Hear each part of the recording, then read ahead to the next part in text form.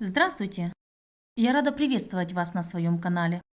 Сегодня я расскажу вам много интересных фактов о канарейках. Не уходите с канала. Досмотрите видео до конца, и вы узнаете много интересного об этих птичках. Канарейка. Почему именно канарейка привлекла больше нашего внимания? Из-за своего пения? Несомненно, да, но певчих птичек много. Например, соловей.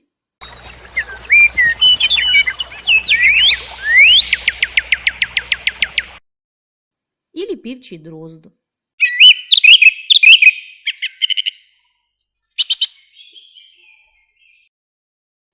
Разве они поют неотменно? Но все банально просто. Канарейка – это зерноядная птица, очень неприхотлива в содержании, разведении и легко поддаются обучению. Что нельзя сказать о многих диких певчих птицах, в ежедневный рацион которых может входить бабочки, дождевые черви, гусеницы и насекомые. А некоторые виды не брезгуют даже улитками и моллюсками. Их меню может корректироваться в зависимости от времени года, но постоянно кормить плодами и семенами таких птиц нельзя. Я могу только представить, как мы будем снабжать таких птичек кормом. Копать червячков? И для разнообразия ловить мух?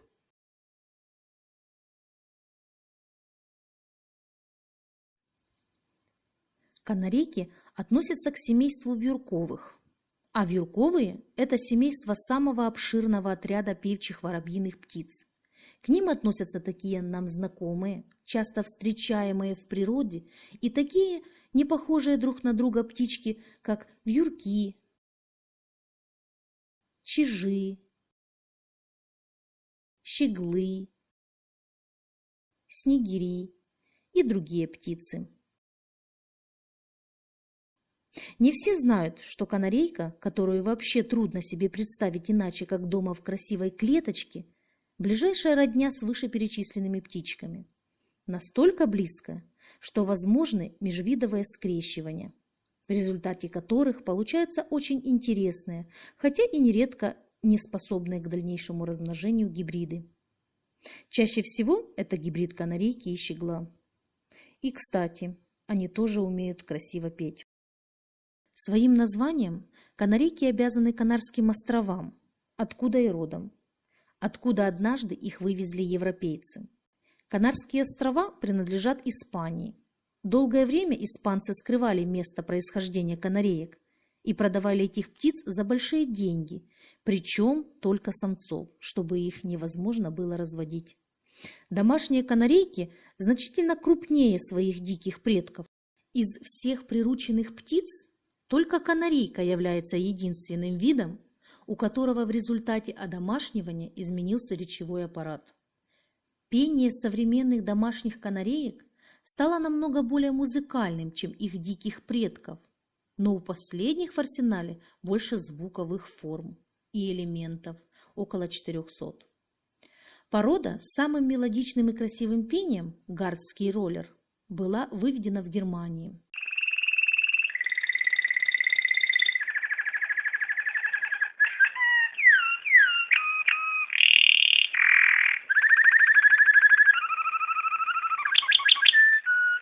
Наш кент тоже этой породы, хотя, скорее всего, не чистокровный.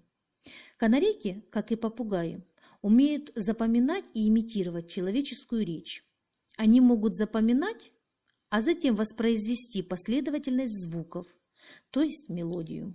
С начала разведения канареек в неволе было выведено около 120 различных их пород. Вопреки распространенному стереотипу, канарейки бывают не только желтые, но и коричневые, красные, белые и другие.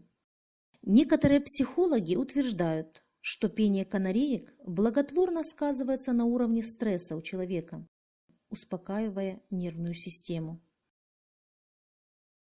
Поют эти удивительные птички на протяжении всей своей жизни, с тех пор, как вырастают, а прожить они могут до 12-14 лет.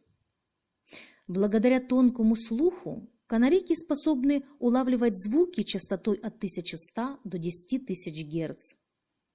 Канарейки – существа социальные.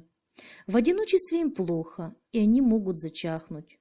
Им определенно нужно проводить время либо с себе подобными, либо с любящим хозяином, причем каждый день.